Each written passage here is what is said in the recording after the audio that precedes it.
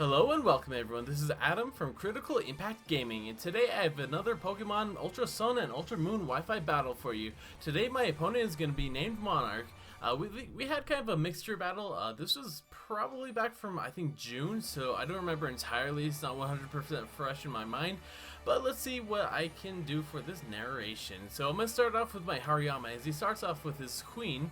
But he's going to switch out right away because that's obviously a pretty bad matchup, seeing as how I am way more bulky and can definitely take a return or a high jump kick even from its Mega Evolution form. So he's going to switch out to his Earthbound Torterra, and I'm going to just go for that safe fake out as he actually hits me with that Rocky Helmet, so that kind of sucks. He's going to be able to set up his Stealth Rex nice and early in the game as I just switch out into my Venusaur. And I'm going to go ahead and opt out to go for the Mega Evolution as he switches out into his Fortress. Now right here, let's see. Sorry, look, got a little bit ahead of myself here, but yeah, as you can see, I do go for the Mega Evolution as he switches out into the Fortress. And I believe I should go for a Sludge Bomb right here, not trying to overpredict too early, just try and play a little bit safe, try and get some nice damage off on Torterra. Unfortunately for me, it doesn't work out. I go for a Sleep Powder, it misses, so that's kind of like 2 turns wasted for me, that kind of sucks. Fortunately enough for me, I do carry the Hidden Power Fire, and my opponent doesn't know that. I was actually expecting him to switch out by now, seeing as how I do have the Sleep Power. I thought he's just going to go back into Torterra and try to get some Earthquakes on me. But that's not what he did at all. Oh, in case you didn't notice, my opponent actually requested specifically for a level 100 battle. I don't know why. Or I guess no restrictions battle, technically, because you know, your Pokemon could be over level 50 and they'll just auto set it to level 50. But yeah, it's kind of weird, but it's kind of cool to see the HPs way back high like that, just like they were in Gen 4 and I think maybe Gen 5 too, when everything had to be level 100, because there was no preset for level 50 unless it's flat battle, which only brings 3 Pokemon. But yeah, anyways, I bring a little bit of a tangent there. I bring the Fortress down to 1 HP, and then it recovers 6% from leftovers. And I go for the Giga Drain as he switches out into Swallow and activates his Flame Orb. Good, now we're all caught up. So he's going to bring up his Lopunny. I'm expecting to try to absorb some returns here. And I'm just going to go into my Iron Buddy, and he actually goes for the Nasty Plot. So if you did see the team preview there, my opponent is carrying the Zoroark, so that pretty much just is a dead giveaway. I do go for Toxic, and man, my statuses are just all missing today. So he goes for 9 days, and luckily enough for me, he does miss that too. So kind of an even trade-off at that point. I am able to get up an Earthquake, nice and powerful, does around 35 to 40%, probably closer to 40. Because he's still in the green, so it's not 50%. He does go for 9 days as his illusion is broken, and that is able to connect and take out my Iron Buddy, so that's pretty sad. I love my Iron Buddy. I've had him forever, since Gen 4, really. So I'm just going to bring in my Hariyama because he doesn't have anything to take me out. I'm pretty sure I have Thick Fat. I could be wrong, but I think I have Thick Fat, so even Flamethrower won't do anything. 9 days, I resist, and I don't really know what he could have for a 4th move slot. So I'm not really threatened by it. I am just going to go for the Fake Out on the off chance that he does want to stay in and go for like a Hidden Power or something like that. But unfortunately he does go into the Torterra once more and goes for the Rocky Helmet damage and just phases me out with the Roar. So that kind of sucks. I think he has a layer of spikes right from the Fortress earlier. Yeah, I think it might just be 1 layer of spikes. So now he has both Stealth Rocks and spikes, and so it's definitely going to be a hindrance for my team. It's going to be pretty tough to switch in and out. I'm not going to be able to do too much. He does just bring in my Torterra, or not my Torterra, my Heatran with his Torterra's Roar. And I'm just going to go for Lava Plume, not trying to overpredict too much and show him that I do have the HP Ice. But he's just going to go into the Sleeping Fortress and kill it, or let it die as fodder. So he could get a switch into his Lopunny and potentially go for the Mega Evolution. Now I'm going to bring out my Venusaur one more time because I do have Thick Fat for sure with my Mega Evolution Venusaur. And yeah, I'm going to be able to tank the Ice Punches very well. High Jump Kick won't really do much of anything. and I should be able to take at least one return from the HP that I was at, so that's not too bad for me. He is going to switch out. He does connect the high jump kick, so that kind of sucks for me, but that's not the biggest deal in the world. He's going to be able to bring out a Swellow. I'm going to go for a Gig Drain and bring it down very low, back down to about the yellow HP zone.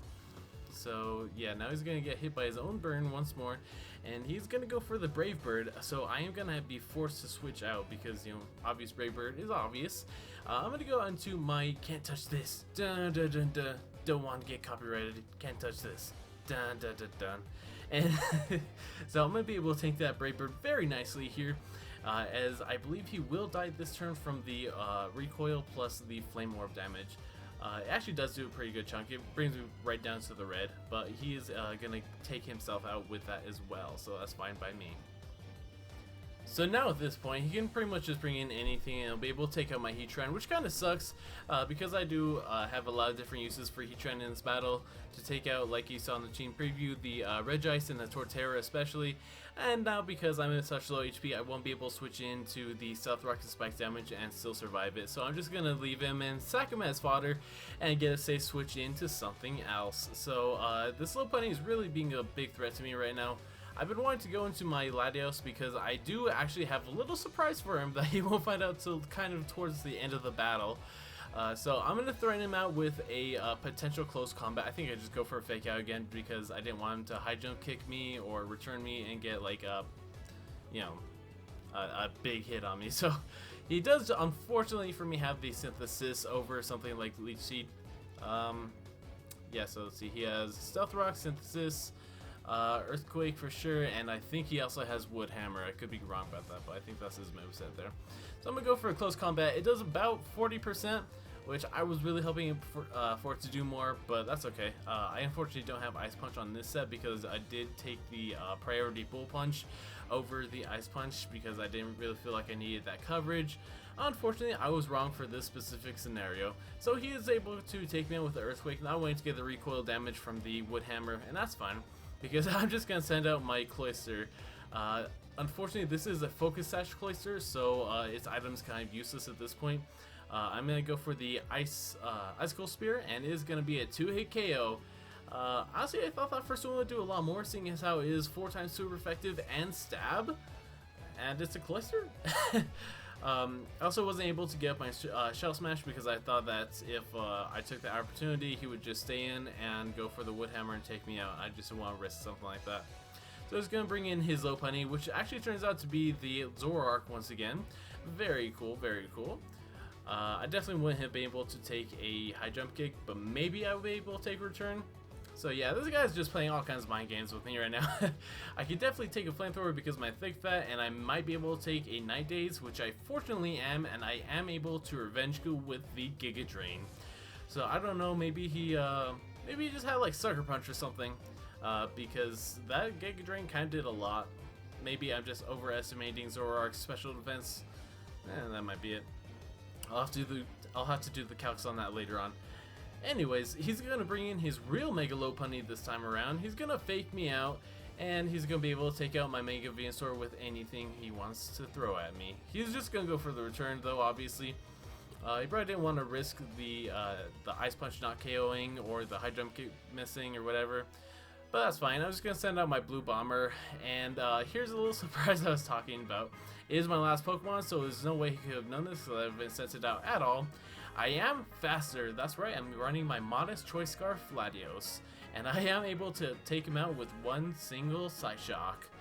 So it's not looking too good for me because he's going to bring out his own legendary Pokemon that he has not brought out once during this battle.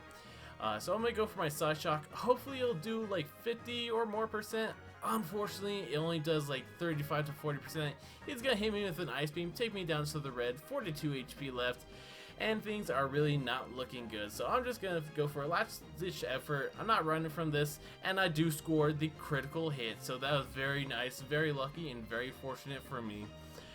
So sorry about that. Obviously, the crit really did matter in this case, so I apologize for that, but I mean, that's the game.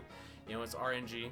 But anyways, I hope you guys enjoyed this, and unfortunately, I do have to record off my phone for now. But yeah, I hope you guys enjoyed the Ultra Sun, Ultra Moon Wi-Fi battle, and I'll have more battles for you guys coming soon. Have a nice day, everybody. Bye.